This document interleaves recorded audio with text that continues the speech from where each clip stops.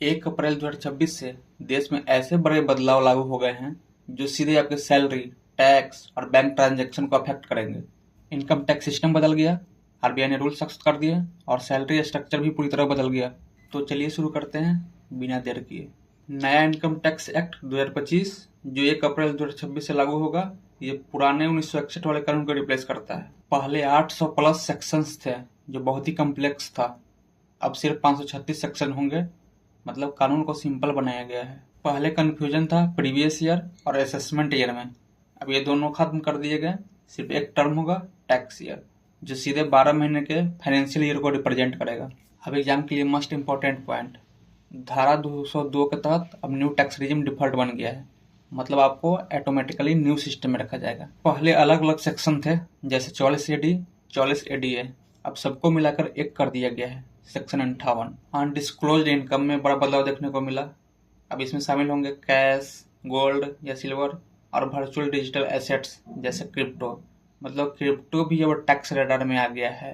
Transition rule 536 की बात करें तो 1 अप्रैल 2026 से पहले के केसेज पुराने 1961 एक्ट के अनुसार ही चलेंगे। कंफ्यूजन अवॉइड करने के लिए ये रूल रखा गया है। बढ़ते साइबर फ्रॉड को रोकने के लिए आरबीआई ने रूल सख्त कर दिए हैं। 2 फैक्टर ऑथेंटिकेशन मैंडेटरी, सिर्फ ओटीपी से काम नहीं चलेगा, साथ में चाहिए पिन या बायोमेट्रिक जैसे फिंगरप्रिंट या फेस। मतलब सिक्योरिटी लेवल बढ़ गया है।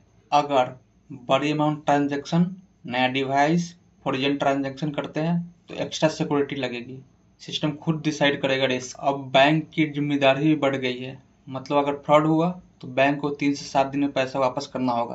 पहले ऐसा स्ट्रिक्ट रूल नहीं था। सैलरी और जॉब रूल्स में भी बदलाव देखने को मिला। अब आपकी बेसिक सैलरी आपके कुल सीटीसी का कम से कम 50% होनी अनिवार्य है।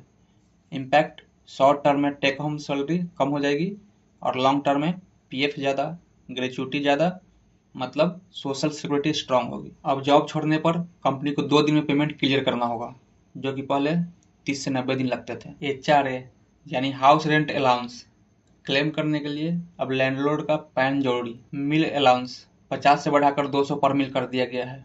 अब कुछ अदर इम्पोर्टेंट ऑनलाइनर की बात करें तो ट्रेन टिकट रिफंड के लिए अब 8 घंटे पहले कैंसिल करना होगा। फास्टैग पास 3000 से बढ़ाकर 3075 हो गया है। अब क्विक रिवीजन कर लेते हैं।